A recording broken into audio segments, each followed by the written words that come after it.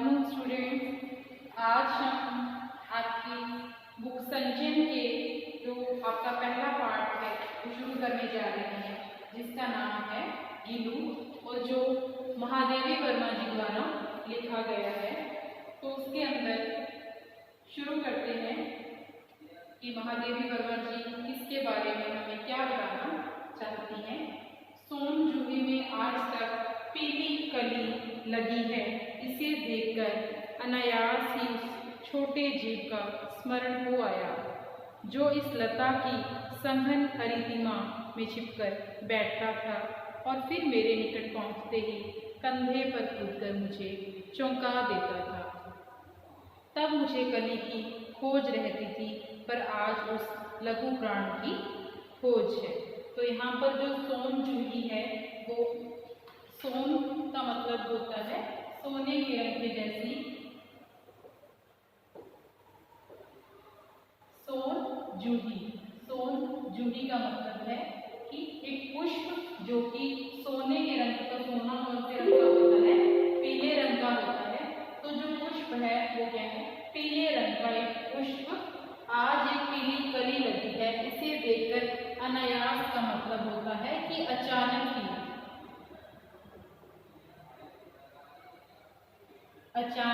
उस छोटे जीव का स्मरण होना याद आया जो इस लता की संघन हरितिमा में छिपकर बैठता था। कि जो इस लता की संघन हरितिमा का मतलब यहाँ है हरियाली, कि जो हरियाली के अंदर जो है छिपकर बैठता था, फिर मेरे निकट पहुंचते ही कंधे पर मुझे चौंका देता था। कि क्या है यहाँ पर? मेरे कौन है? महादेवी वर्मा जी अपने आप को बारे में बताती हैं कि फिर मेरे निकट पहुंचते ही कंधे के ऊपर कूदकर मुझे चौंका देता था। तब मुझे कली की खोज रहती थी, पर आज उस लघु प्राण की खोज है। लघु होता है छोटा और प्राण मतलब प्राणी, एक छोटा सा प्राणी जिसकी मुझे आज भी खोज रहती है। परंतु वह तो अब इस सोन जूही की जड़ में मिट्टी होकर मिल गया होगा, परंतु क्या है कि वह छोटा सा जो प्राणी है वह सोन जूही की जड़ के अंदर, मिट्टी के अंदर जो है वो मिल गया होगा। कौन जाने स्वर्णिम कली के बहाने वही मुझे चमकाने ऊपर आ गया हो। कि महादेवी वर्मा जी अपने आप से कहती हैं कि क्या पता कि वो इस स्वर्णिम कली, स्वर्ण का मतलब मैंने बताया आपको सोने के रंग के जैसी पीले रंग की जो कली है उसी के बहाने मुझे चौंकाने ऊपर आ जाता हो। अचानक एक दिन सवेरे कमरे से बरामदे में आकर मैंने देखा दो कौवे एक गमले के चारों ओर चोंचों से छुआछूत जैसे खेल रही हैं। यह काक भुशुंडी भी विचित्र पक्षी है जो एक साथ समादृत, अनादृत, अति सम्मानित, अति अवमानित। यहाँ पर क्या है कि एक दिन सवेरे सवेरे क्या है कि बरामदे के अंदर जब महादेवी वर्मा जी बैठी होती हैं तो वहाँ पर दो कौवे आते हैं और एक गमले के चारों तरफ जो है अपनी चोंच मारनी शुरू कर देते हैं। उसके बाद है यह काक भुशुंडी भी एक विचित्र प्राण पक्षी है। एक पक्षी के बारे में बताया गया है कि जो विशेष आदर और अनादर, तो तिरस्कार जिसको जो है वो तिरस्कार किया जाता है। समादरित का मतलब होता है आदर करना और अनादरित का मतलब होता है तिरस्कार करना या अनादर करना। अति सम्मानित, अति अपमानित, या सम्मान या अपमान। हमारे बेचारे पुरखे न गरुड़ के रूप में आ सकते हैं। यहाँ महादेवी वर्मा जी जो इस पैराग्राफ के अंदर हमें बताते हैं कि जो हमारे पूर्वज हैं वो बेचारे न तो गरुड़ के रूप में आ सकते हैं, न मयूर के रूप में, न हंस के। उन्हें पितृपक्ष में हमसे कुछ पाने के लिए क्या है काक बनकर ही अवतीर्ण होना पड़ता है। अवतीर्ण का मतलब है प्रकट होना पड़ता है। तो यहाँ पर जो है बताया गया है कि जब भी हमारे परिवार में से जो बुजुर्ग है उसकी डेथ हो जाती है तो क्या है पितृपक्ष के अंदर क्या है हम खाना रखते हैं उनके लिए। तो क्या है कि न तो वो किसी मयूर के रूप में आते हैं, न किसी हंस के रूप में आते हैं। मयूर का मतलब मोर के रूप में आते हैं, न ही किसी हंस के रूप में आते हैं। उन्हें तो क्या है कि काक बनकर, काक का मतलब होता है कौवा बनकर जो है आना पड़ता है हमारे प्रियजनों, दूरस्थ की जो दूर रहते हैं हमसे, हमारे रिश्तेदार, प्रियजन, वो भी अपने आने का जो मधुर संदेश है वो इनके कर्कश जो कान को अच्छी नहीं लगती है आवाज़, स्वर में ही देना पड़ता है। दूसरी ओर हम कौवा और काम काम करने को अवमानना के अर्थ में ही प्रयुक्त करते हैं। तो कौवा जो है हम दो महत्वपूर्ण बातों के लिए जो है याद रखते हैं। एक तो जब भी हमारे पितृ पक्ष के अंदर जब हम अपने पूर्वजों को क्या है खाना देते हैं तो उस समय भी जो है कौवे को खाना दिया जाता है। इसे समझा जाता है कि जो हमारे पितृ हैं वो खाना खाने के लिए आते हैं। और दूसरा, जब भी हमारे घर के अंदर जो है कभी कौवा बोलता है तो सीधे हम बात करते हैं या बोलते हैं कि आज तो कोई जो रिश्तेदार है, हमारे भाई बंधु हैं या प्रियजन कोई आने वाला है। तो ये जो दो संदेश है वो हमें कौन देता है? कौवा देता है। उसके बाद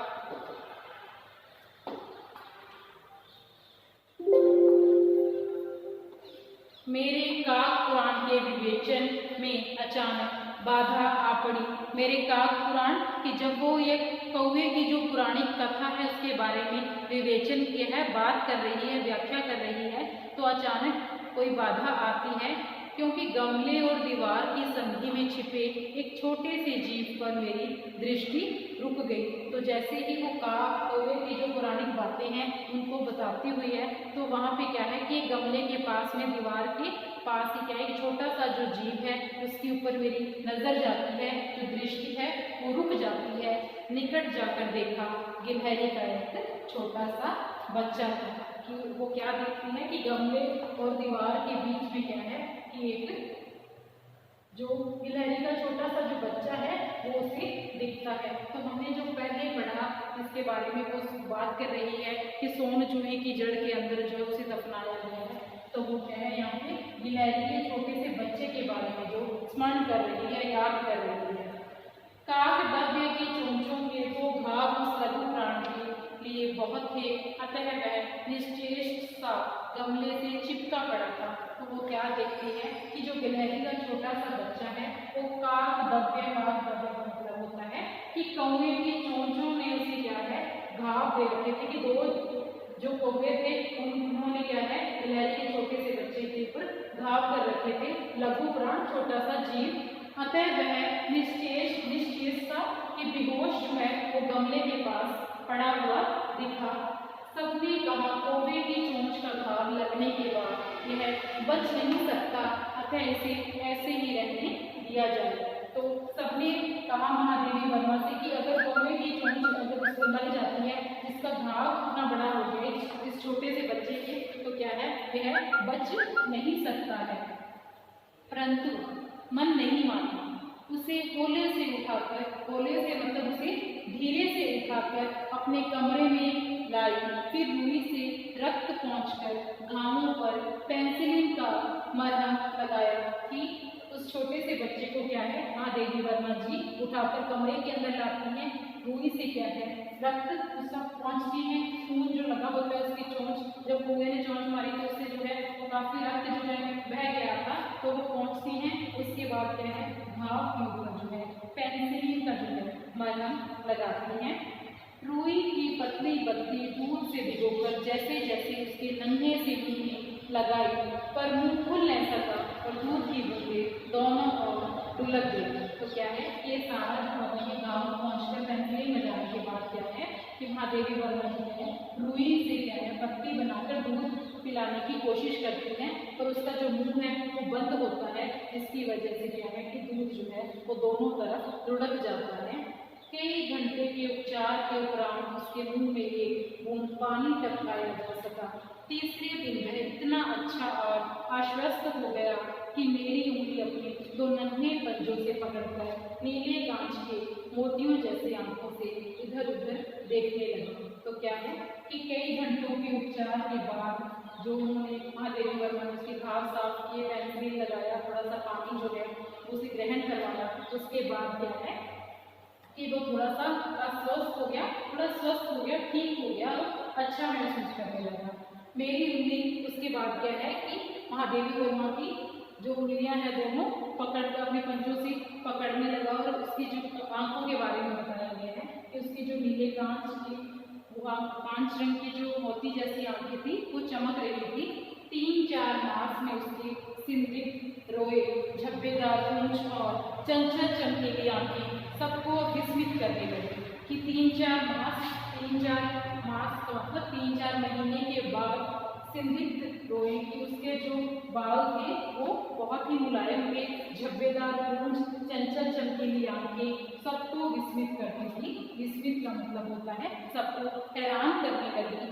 हमने उसकी जातिवाचक संज्ञा को व्यक्तिवाचक का रूप दे दिया और इस प्रकार हम उसे गिल्लू कहकर बुलाने लगे कि जैसे गिलहरी का जो प्रजाति सारी है वो जातिवाचक संज्ञा के अंदर आती है, पर जब गिल्लू को जो है उसको गिलहरी के छोटे से बच्चे को जब नाम लिया गया गिल्लू, तो जो गिल्लू नाम है वो व्यक्तिवाचक संज्ञा का यहाँ रूप ले लेता है। मैंने फूल रखने की एक हल्की दलिया में रुई बिछाकर उसे तार से खिड़की पर लटका दिया। महादेवी वर्मा क्या करती हैं कि ये उसे एक दलिया के अंदर डालकर क्या है नीचे रुई बिछाकर उसके अंदर उसको बैठा के और उसको एक तार से जो है खिड़की से बांध पर लटका देती हैं। वहीं 2 वर्ष गिल्लू का घर रहा और उसी जगह पर क्या है कि 2 वर्ष तक 2 साल तक गिल्लू जो है वहाँ पर 2 घर बनाकर जो रहा। फिर समय मिलाकर अपने घर में जुड़ता और अपनी कांच के मनकों सी आंखों से कमरे के भीतर और खिड़की से बाहर न जाने क्या देखता समझता रहता था कि वो सारा दिन क्या करता था कि खिड़की के भीतर जो है या खिड़की के बाहर जो सारा दिन देखता रहता था। परंतु उसकी समझदारी और कार्यकलाप पर सबको आश्चर्य होता था। परंतु जो भी वो हरकतें करता था, जो भी कार्य करता था, सब उसकी जो हरकतों को देख करके हैं हैरानी महसूस करते थे। इसके बाद जब मैं लिखने बैठती तब और मेरा ध्यान आकर्षित करने की उसे इतनी तीव्र इच्छा होती थी कि उसने एक अच्छा उपाय खोज निकाला कि जब महादेवी वर्मा जी बैठकर कुछ काम करने लगती थी, कुछ काम कर रही होती थी, तो जो गिल्लू है वो अपनी ओर आकर्षित करने के लिए कुछ ना कुछ जो है हरकतें, कुछ ना कुछ जो है खोज करता रहता था। वह मेरे पैर तक आकर सर्र से पर्दे पर चढ़ जाता और फिर उसी तेजी से उतरता। उसका यह दौड़ने का क्रम तब तक चलता जब तक मैं उसे पकड़ने के लिए मैं उठती। क्या है कि वो महादेवी वर्मा जहाँ बैठी होती थी पैर से धीरे से चढ़ता था और क्या है कि पर्दे पर चढ़ जाता था, फिर पर्दे से नीचे आता था। तो ऐसा जो क्रम है वो तब तक करता रहता था जब तक कि जो महादेवी वर्मा जी खड़ी होकर उसे पकड़ नहीं लेती थी। कभी मैं गिल्लू को पकड़कर एक लंबे लिफाफे में इस तरह रख देती कि उसके अगले 2 पंजे और सिर के अतिरिक्त सारा लघु भार लिफाफे के भीतर बंद रहता। इस अद्भुत स्थिति में कभी कभी घंटों मेज पर दीवार के सहारे खड़ा रहकर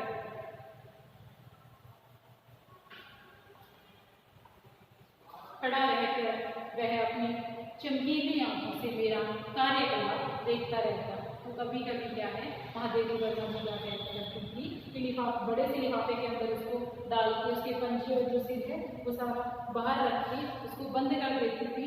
इस अद्भुत स्थिति में कभी कभी घंटों मेज पर दीवार के सहारे खड़ा रहकर रहती क्या कि जिस लिफाफे के अंदर बांधती थी उसके अंदर उसके पंजे और जो सिर है वो बाहर रखती थी, बाकी उसको बांध के रख देती थी और कई घंटों तक क्या है वो उसी दीवार के सहारे वहाँ पे खड़ा रहता था और अपनी जो चमकीली आंखों से कुछ ना कुछ जो कार्य है वह देखता रहता था।